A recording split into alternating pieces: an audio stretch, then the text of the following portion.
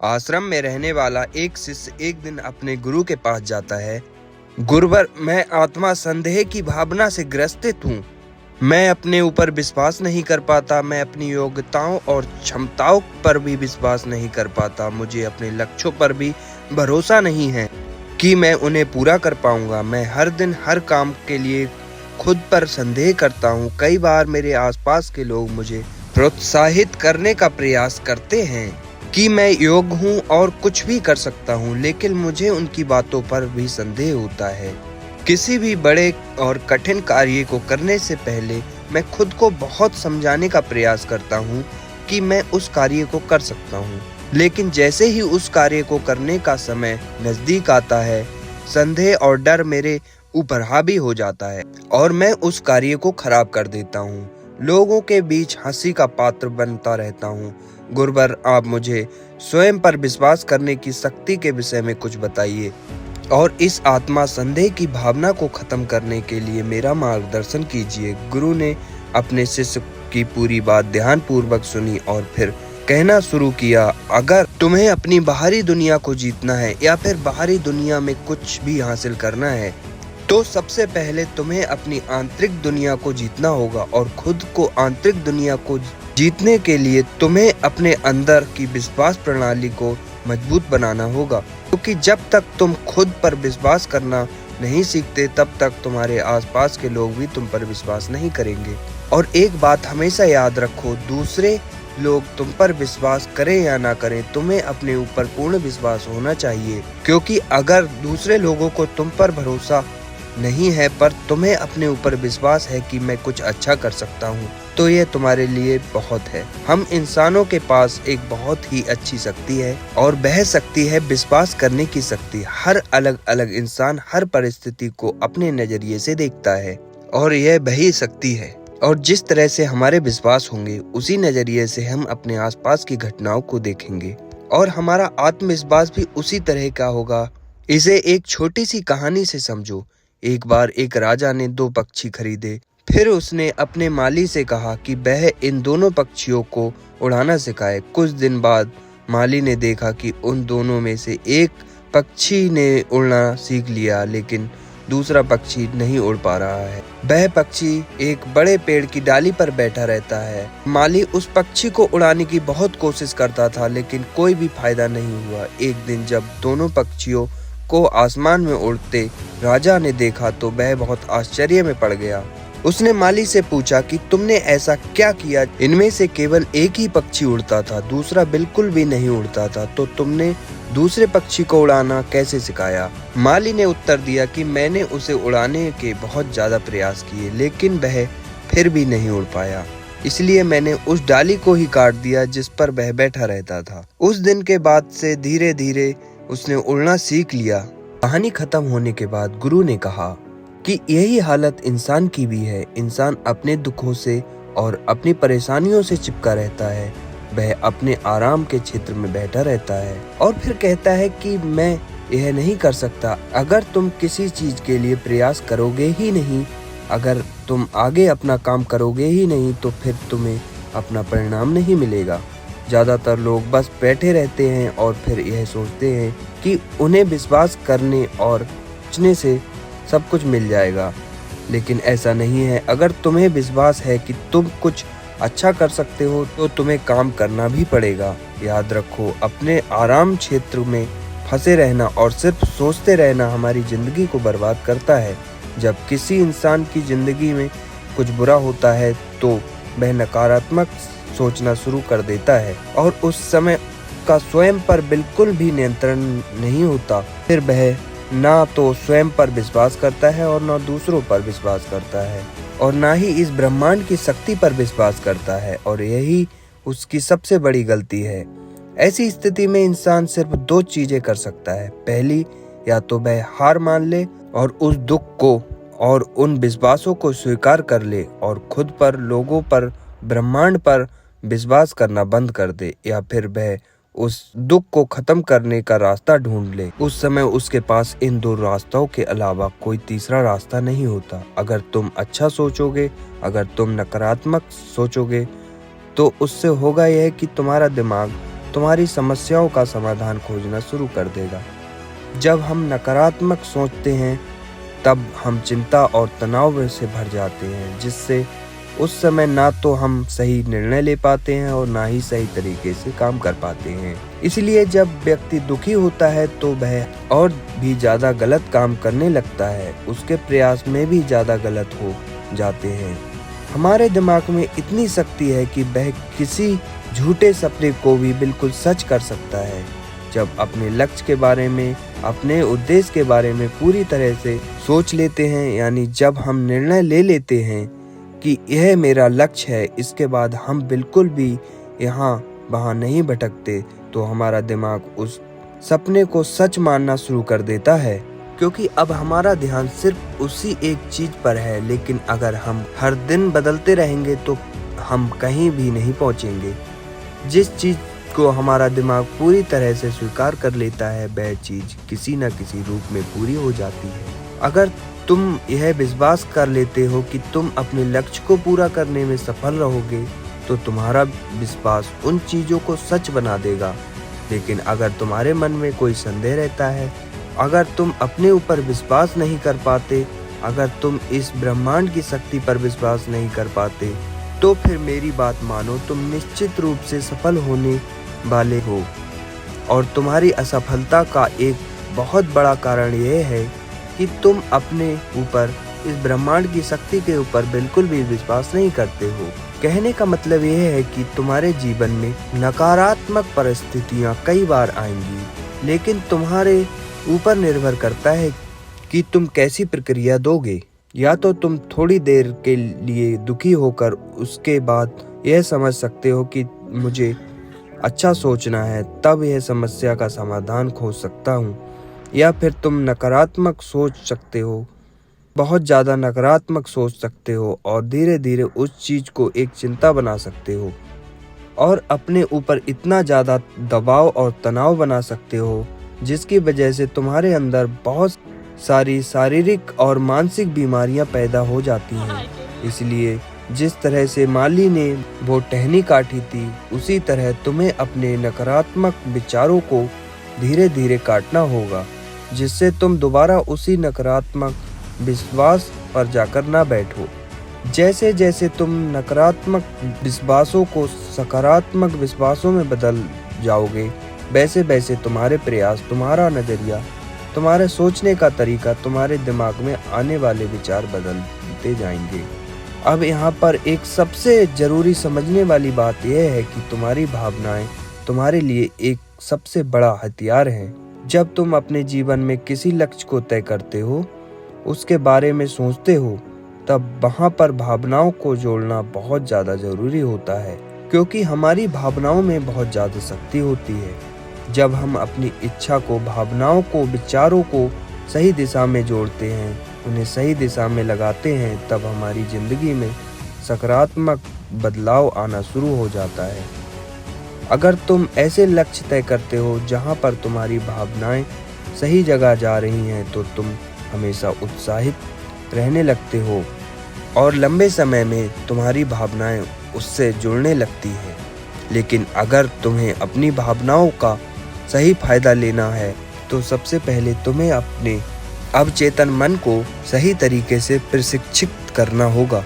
जो भी बार बार दोहराने पर तुम्हारे अवचेतन मन में जाएगा, उसी से तुम्हें अपनी भावनाओं को जोड़ना है। और तुम्हारी भावनाएं जब उससे जुड़ जाएंगी, तब धीरे धीरे तुम्हारी वास्तविक दुनिया में वह चीज़ें प्रकट होने लगेंगी। गुरु ने आगे कहा, बार बार यात्रा के दौरान मैं एक बहुत बड़े व्यापारी से मिला। उस व्यापारी ने मुझे बताया कि कैसे उसने अपना व्यापार एक छोटी सी दुकान से शुरू किया था और उसने बहुत बड़े बड़े सपने देखे थे। वह हर दिन बहुत बड़े बड़े सपने देखता था। वह सोचता था कि उसका एक बहुत बड़ा व्यापार होगा जिसकी शाखाएं पूरे देश में होंगी। वह अपनी कल्पना में बड़ी बड़ी दुकानें, बड़े बड़े कर्मचारी, नौकर चाकर, बड़ी बड़ी कोठियां, घोड़ा गाड़ी इत्यादि के चित्र देखता था और वह हर दिन उसको बार बार करता था और पूरे अनुशासन के साथ करता था और बिल्कुल संतुलित कल्पना शक्ति के साथ करता था। वह जानता था कि नियमित, संतुलित और अनुशासित कल्पना से वह अपने सपनों को सच कर सकता है। इसकी वजह से वह अपने अंदर एक चमत्कारिक ऊर्जा को महसूस करता है। जब उसने ऐसा करना शुरू किया तो वह धीरे धीरे और भी ज़्यादा सफलता की तरफ बढ़ने लगा।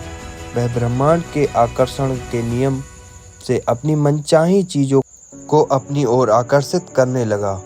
उसने अपनी कल्पना शक्ति का और आकर्षण के नियम का प्रयोग करके अपने सारे सपनों को हकीकत में बदल लिया। उसने वह सब कुछ पा लिया जो उसे अपनी ज़िंदगी में चाहिए था। गुरु ने आगे कहा कि उस व्यापारी ने मुझसे एक बहुत अच्छी बात कही थी कि जितना आसान खुद को सफल रूप से कल्पना करना है, उतना ही आसान खुद की सफल रूप में कल्पना करना भी है। बस फर्क हमारी सोच और कल्पना का है कि हम क्या कल्पना करेंगे। यह पूरी तरह से हमारे ऊपर निर्भर करता है। याद रखो, भावना ही शक्ति का स्रोत है। इसलिए परिणाम हासिल करने के लिए तुम्हें अपनी कल्पना शक्ति और भावनाओं से जोड़ना पड़ेगा। अपने लक्ष्य को अपनी भावनाओं से जोड़कर उन्हें शक्तिशाली बनाना होगा। अपने लक्ष्य को बार बार मत बदलो, उन्हें एक बार निश्चित कर लो। उन्हें अपनी कल्पनाओं में पूरा होता हुआ देखो और अपनी भावनाओं को जोड़ना शुरू करो। उनके लिए सकारात्मक रहो और फिर बस उनके प्रति ईमानदार बने रहो। धीरे धीरे तुम्हारे सारे नकारात्मक विश्वास, तुम्हारे सारे डर को खत्म करने लगेंगे। समस्याएं तब भी आएंगी, लेकिन जब तुम उनके समाधान उतने ही अच्छे तरीके से निकालोगे। यह फायदा है जब हम अपने ऊपर विश्वास करते हैं, जब सकारात्मक कल्पना करते हैं और जब हम उस कल्पना से अपनी भावनाओं को जोड़ देते हैं। इसलिए आज भी मैं अपने मन में नियंत्रित और सकारात्मक कल्पना करना शुरू करो। अपना मनचाहा परिणाम को अपनी कल्पना में बनाओ। यह तुम्हारे नियंत्रण में है। तुम अपनी कल्पना में खुद को असफल होते हुए भी देख सकते हो और सफल होते हुए भी देख सकते हो। यह तुम्हारे हाथ में है। तुम जैसा चाहोगे और जिस चीज़ पर भरोसा करोगे, जिस चीज़ को महसूस करोगे, वह वास्तविकता बनती जाएगी। तुम आज जितने भी सफल लोगों को देखते हो, उन सब में एक बात समान है कि वह सभी लोग समझते हैं कि एक सही मानसिक नज़रिया का महत्व कितना ज़्यादा है। सही मानसिक नज़रिया होना इसलिए ज़रूरी है क्योंकि अगर तुम्हारे अंदर सही सोच नहीं है, अगर तुम्हारा नज़रिया सही नहीं है, फिर चाहे तुम्हारे अंदर कितनी भी प्रतिभा हो, चाहे तुम कितने भी अच्छे से अच्छे काम करो, तुम अच्छे परिणाम नहीं ला सकते। उदाहरण के लिए मान लो एक व्यापारी है, वह अपने काम से खुश नहीं है। वह हर दिन अपने काम के लिए खुद को कोसता है, हर दिन अपने मालिक को कोसता है, हर दिन अपने वेतन को कोसता है। जब वह काम करने जाता है तो अच्छा मानसिक नज़रिया ना होने की वजह से वह ग्राहकों से अच्छा व्यवहार नहीं कर पाता, जिसकी वजह से उसकी बिक्री कम होती है। वहीं पर एक दूसरा व्यापारी है जो अपनी नौकरी से बहुत खुश है, जो यह विश्वास रखता है कि अगर वह अच्छा काम करेगा, अच्छा सोचेगा, अच्छा व्यवहार करेगा तो उसको और अच्छा परिणाम मिलेंगे। ऐसा सोचने की वजह से, ऐसा महसूस करने की वजह से वह अपने ग्राहकों के साथ और अच्छा व्यवहार करता है, जिसकी वजह से उसकी और ज़्यादा बिक्री होती है। तो यह फ़र्क होता है मानसिक नज़रिया का। तुम एक ही परिस्थिति में दो लोगों को अलग अलग तरीके से काम करते देख सकते हो। अगर उन दोनों का मानसिक नज़रिया अलग अलग है। सही मानसिक नज़रिया का मतलब है लोगों को, परिस्थितियों को और चीज़ों को तुम कैसी प्रतिक्रिया देते हो। अक्सर लोग अपने मन के अनुसार बात करते हैं, कभी गुस्से से बात करते हैं, कभी प्यार से बात करते हैं। पर तुम्हें कितना फर्क पड़ता है कि क्या तुम उसके गुस्से से बात करने पर नकारात्मक हो जाते हो, क्रोधित हो जाते हो, तो यह तुम्हारी कमजोरी है।